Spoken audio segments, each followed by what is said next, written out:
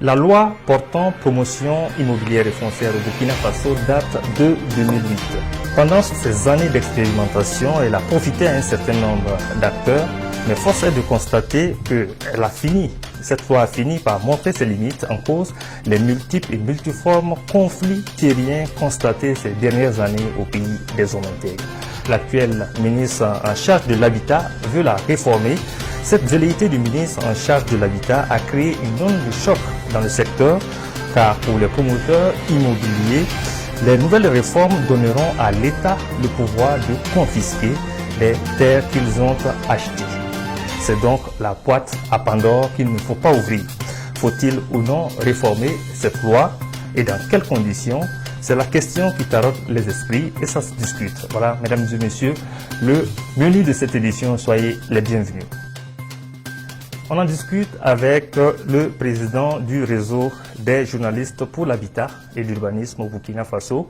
C'est un réseau qui fait de la promotion de la politique d'un habitat décent pour tous les Burkinabés. Bonjour, président. Bonjour, monsieur Davira. C'est Mathieu Da, le président du réseau des journalistes au Burkina Faso. Je l'ai dit tantôt, votre créneau, c'est de faire la promotion de la politique d'un habitat décent pour tous les Burkinabés. D'entrée de jeu, quel est le regard que vous portez sur la politique actuelle de l'habitat dans notre pays, le Burkina? Alors, je remercie Burkina History pour l'honneur que vous nous faites, le réseau et moi-même le président, de pouvoir parler de cette question, on va dire en tout cas, qui suscite beaucoup d'intérêt, une question d'actualité. Alors, je dirais que la question de l'habitat au Burkina Faso, le regard que moi, président, et les autres membres du réseau, nous dirons qu'il y a beaucoup de choses qui ont été faites, mais il reste encore beaucoup de choses à faire. Et je m'en voudrais de ne pas citer le ministre de l'Habitat qui dit que le logement aujourd'hui est une question de dignité pour les citoyens lambda. Et il faudrait reconnaître aujourd'hui avec nous que la Constitution, la question du logement est un droit constitutionnel, c'est-à-dire que le gouvernement aujourd'hui constitutionnalise le logement, et comme la vie, comme la santé et bien d'autres éléments constitutionnalisés. Cela voudrait dire qu'aujourd'hui, les citoyens lambda, quel qu'en soit son statut social, doit avoir un lieu où dormir. Si on va de ce pas, on dira qu'au Burkina Faso aujourd'hui, il y a beaucoup d'efforts à faire. Nous sommes loin de ce que nous confère la Constitution, c'est-à-dire un logement décent. Vous êtes sans ignorer qu'aujourd'hui au Burkina Faso, que ce soit à Ouagadougou, à Bobo-Dioulasso ou dans les grandes villes, un peu partout, il y a ce qu'on appelle les habitats spontanés. C'est parce qu'on a du mal à mettre en œuvre la politique de logement qu'aujourd'hui on se retrouve à avoir des citoyens qui n'ont pas un endroit où dormir convenablement pour eux, ou même sont obligés de partir dans des terrains non lotis, etc., pour avoir un logement. Donc, de mon point de vue, nous avons encore du chemin à faire. Il y a du chemin à faire. Le ministre en charge de l'habitat en a conscience. Voilà pourquoi il parle aujourd'hui de réformes, de nouvelles réformes de la loi de 2008. Voilà, c'est la loi 57 de 2008 portant promotion immobilière et foncière au Burkina Faso qui crée un sérieux débat. En ce moment, vous avez organisé récemment un café-débat pour parler des enjeux de cette loi-là. Que peut-on retenir justement des enjeux de cette nouvelle loi? Alors, il faut dire que le café-débat que nous avons organisé, c'était le vendredi 27 août dernier, qui a connu la présence du ministre de l'Habitat, de ses techniciens et de bien nombre d'acteurs de la société civile, de journalistes et d'experts qui sont venus parler de la question de la promotion immobilière. Et comme je vous le disais, c'est un sujet d'actualité qui intéresse plus d'un. Lorsque nous avons réfléchi au concept café-débat, pour nous, c'est l'occasion de permettre à tous les acteurs de se parler, de s'expliquer autour d'une thématique qui intéresse ou qui a un intérêt certain pour les populations et les citoyens lambda. Alors, lorsqu'on s'est retrouvé avec le panéliste qui est du ministère de l'Habitat, il a fait bien sûr la genèse et pourquoi est-ce que le ministère s'est engagé à aller dans cette dynamique de réformer la loi 057-2008. Et selon le panéliste, le constat est amer.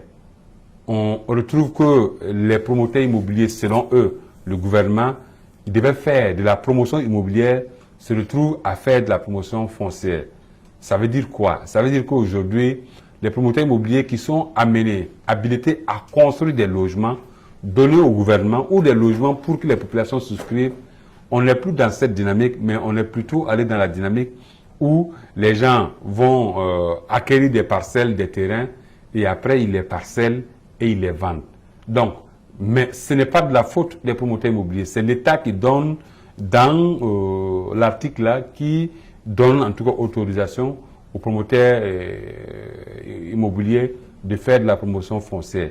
Et comme, selon le conférencier, c'est un peu beaucoup plus facile, les promoteurs fonciers et les promoteurs immobiliers préfèrent faire de la promotion foncière que de faire de la promotion immobilière. Parce que quand on fait de la promotion immobilière, il faut construire des logements, il faut faire des aménagements, etc., etc.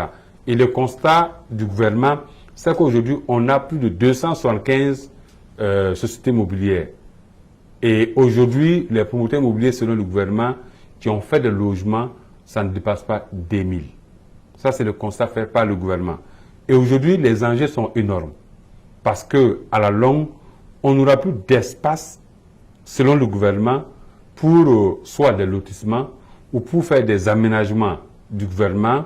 Par exemple, un évoquait l'aspect du cas de Saba, où par exemple la mairie veut construire des écoles, mais il n'y a pas d'endroit pour construire. Il n'y a pas d'espace pour construire parce que tout a été vendu, tout a été pris. Chaque année, on reconduit le même budget pour, voilà, pour en tout cas, pour cette construction d'écoles, mais il n'y a pas d'espace. Donc, je disais que pour les enjeux aujourd'hui, pour le gouvernement, c'est de maîtriser. C'est de maîtriser, par exemple, la question de la promotion immobilière et amener les promoteurs immobiliers au statut unique de construction de logements, d'habitat pour les populations, comme on le constate dans certaines localités. L'enjeu ici, c'est d'abord maîtriser l'occupation du domaine. Le deuxième enjeu, il faut dire qu'ici, on doit également parler du fait qu'il n'y a plus, par exemple, d'espace pour mener des activités agricoles, des activités agro-silvopastorales. Parce que la ville et les promoteurs immobiliers prennent les terrains, parce que pour le moment, ils sont dans les droits, il faut les souligner. Et l'autre enjeu aussi, c'est que le gouvernement a du mal à maîtriser l'urbanisation. Voilà. La ville s'étend, la ville s'étend, la ville s'étend. Et ça, c'est un problème pour le gouvernement. Et comme on le dit aujourd'hui, le gouvernement estime que c'est une bombe qui va exploser. Et quand est-ce qu'elle va exploser? Parce qu'il y a des gens qui vont se retrouver à ne plus posséder de terrain. Et bien évidemment, ça va créer des conflits. Et bien évidemment, il y a certaines localités où déjà il y a ces problèmes. On a vu le cas de Komseliga. On a vu plusieurs endroits où aujourd'hui il y a vraiment ce problème. Et selon le gouvernement, des coutumiers plutôt, ou certains acteurs de la société civile, en tout cas, on appelle le gouvernement à agir et à prendre des mesures. Parce que quoi qu'on dise, c'est au gouvernement d'assurer un logement décent à chaque citoyen burkinabé. Et si le gouvernement ne prend pas les mesures pour amener, restreindre tout ce qui est possibilité ou tout ce qui est promotion foncière, le gouvernement parle parfois d'accaparement des terres, à un moment donné, on sera obligé de casser voilà, le thermomètre, même s'il n'est pas...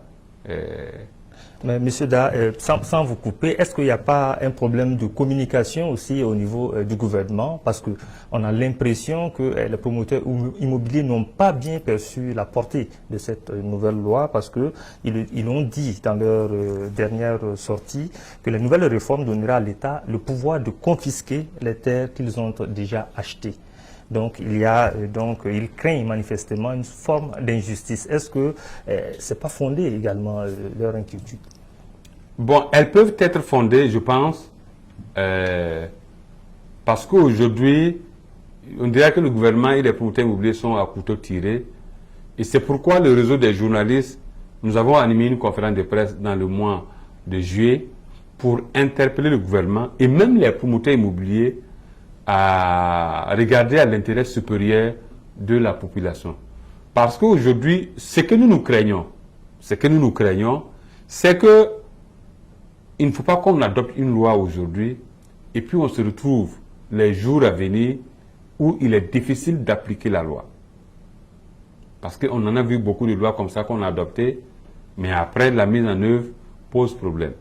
L'autre problème que nous posons ici, c'est que si réellement, par exemple, la concertation est large, il faudrait que les promoteurs immobiliers également mettent un peu d'eau dans leur vin, on va dire comme ça. Faire en sorte que l'un dans l'autre, que ce soit le gouvernement, que ce soit les promoteurs immobiliers, qu'on puisse parvenir à un consensus qui permet aux promoteurs immobiliers de rester dans la légalité tout en gagnant leur pain, parce qu'il faut le dire, ce sont des opérateurs économiques qui cherchent du profit. Donc, si aujourd'hui, la réforme de la loi va amener des sociétés immobilières, par exemple, comment on appelle ça, à fermer boutique, peut-être que c'est ce que les autres voient, c'est ce que les promoteurs immobiliers voient. Donc, est-ce que le problème, c'est là? Est-ce que l'État va effectivement confisquer les terres qu'ils ont déjà? Est-ce qu'il n'y a pas une incompréhension? Est-ce que le gouvernement n'a pas aussi manqué de bien communiquer sur les portées des nouvelles lois? Il peut y avoir une incompréhension. Il peut y avoir une incompréhension parce que nous ne connaissons pas les tenants et les aboutissants de ce que chaque acteur veut. Parce que ça aussi, c'est important. Je dirais qu'il y a ce qui est officiel et il y a ce qui est officieux. Voilà. Est-ce que réellement nous voulons le bien du peuple burkinabé? Et si nous voulons le peuple du bien burkinabé, je pense qu'on doit être à mesure de trouver des solutions au niveau du gouvernement, au niveau des promoteurs immobiliers, pour que l'intérêt supérieur des populations soit préservé. Nous, comme je l'ai dit, nous n'avons pas le droit de prendre position pour le gouvernement ni pour les promoteurs immobiliers. Et ça, c'est important pour nous. Tout cela, ce sont des acteurs avec qui nous travaillons. Et on n'a pas le droit de prendre position pour dire que le gouvernement a raison ou les promoteurs immobiliers ont raison. Mais ce dont nous sommes convaincus, c'est qu'on peut s'asseoir sur la table et discuter. Parce qu'à force de discuter, on arrive à trouver une solution qui convient à toutes et à tous. Qui convient à tous et à tous. C'est donc l'espoir du réseau des journalistes. Alors, très rapidement, pour terminer, le réseau existe depuis 2018. De 2018 à maintenant, est-ce qu'il y a des acquis qu'on peut, en tout cas, énumérer? On dirait qu'il y a déjà des acquis parce que nous sommes présents sur le terrain et nous sommes, je dirais que les différents acteurs politiques, acteurs de la société civile et experts sont unanimes que si le réseau n'existait pas, il fallait le créer. Parce qu'il va permettre, ou il permet déjà de sensibiliser, d'interpeller et d'accompagner les différents acteurs et surtout faire en sorte que la bonne information soit distillée. C'est pourquoi nous avons un panoplie de programmes d'activité qui va par exemple des cafés, des bars, des caravanes de presse, des séances de formation au profit des journalistes et bien évidemment des conférences publiques pour éclairer la lanterne des populations et pourquoi pas faire du lobbying et surtout sensibiliser quand il faut le faire pour que l'information soit disponible.